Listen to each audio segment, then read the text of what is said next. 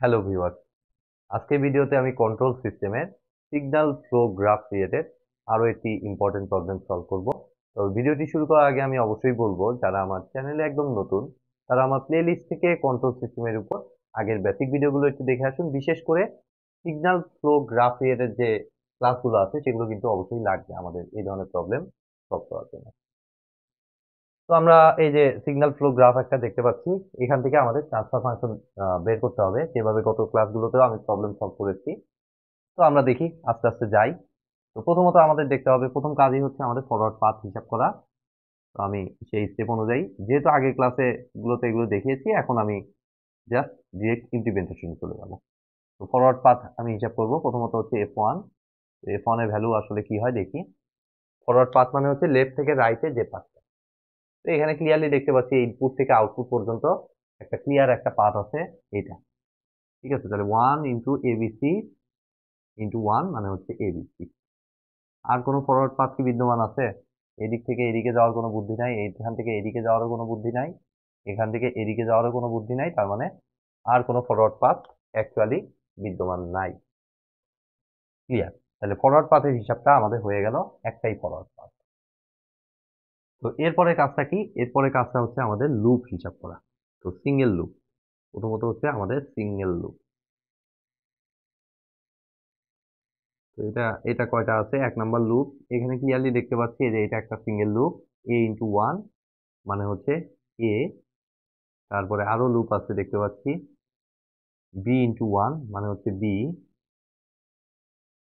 Loop 3 হচ্ছে আমাদের C × 1 মানে হচ্ছে C। আজকের প্রবলেমটা কিছুটা ইজি। যাই হোক, অনেক কমপ্লেক্স প্রবলেমের মাঝে এরকম ইজি প্রবলেম অনেকগুলো আছে। যাই হোক, L3 হচ্ছে C। আর কোনো কিছু কি আছে? এদিক থেকে এদিকে এসে লুপ ঘুরানো, লুপ হচ্ছে না কারণ এখানে আবার ব্যাক করতেছে। আর কোনো লুপ ফিজিক্যালি আমি এখানে দেখতে পাচ্ছি না। ঠিক আছে, তাইলে এখন আমাদের দেখতে হবে টু নন টাচিং লুপ। এটা কয়টা আছে?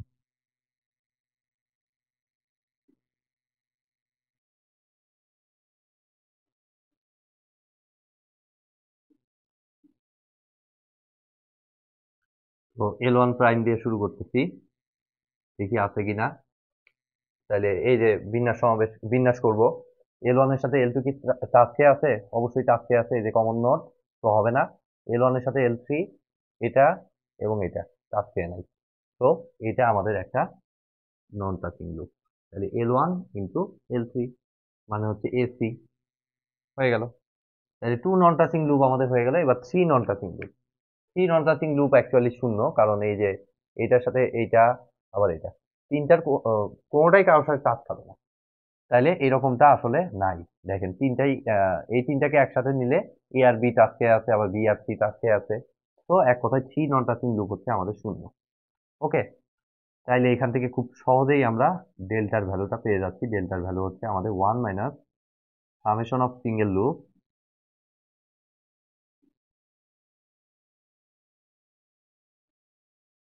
Plus summation of two non touching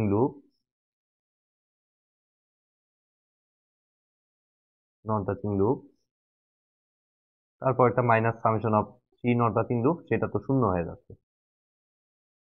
তো পরেরটা হচ্ছে আমাদের মাইনাস দিয়ে ওটা একবারে শূন্য দিয়ে দিই। ঠিক আছে, তাহলে পরেরগুলো আর লেখার দরকার পড়বে না, কারণ এরপরে তো সব শূন্যই হবে আলটিমেটলি। তাহলে 1 - সামেশন অফ সিঙ্গেল লুপ, আমাদের summation of single loop simply 1 - A - B - C plus two non touching loop হচ্ছে আমাদের AC। হয়ে গেল আমাদের ডেল্টার ইকুয়েশন। এবার আমাদেরকে বের করতে হবে summation of FI delta I। Okay, summation of FI delta I সমান হচ্ছে আমাদের, অ্যাকচুয়ালি ফরওয়ার্ড পাথের উপর নির্ভর করে। ফরওয়ার্ড পাথ আমরা দেখতে পাচ্ছি একটাই। তো এখানে বেসিক্যালি হবে আমাদের সামেশন অফ F1 ডেল্টা 1। ওকে, তাইলে এখন আমাদের F1 তো জানা আছে, এখন ডেল্টা 1টা আমাদের বের করতে হবে। সেই ডেল্টা 1 এর ইকুয়েশনটা কি? Simply 1 - summation of non touching loop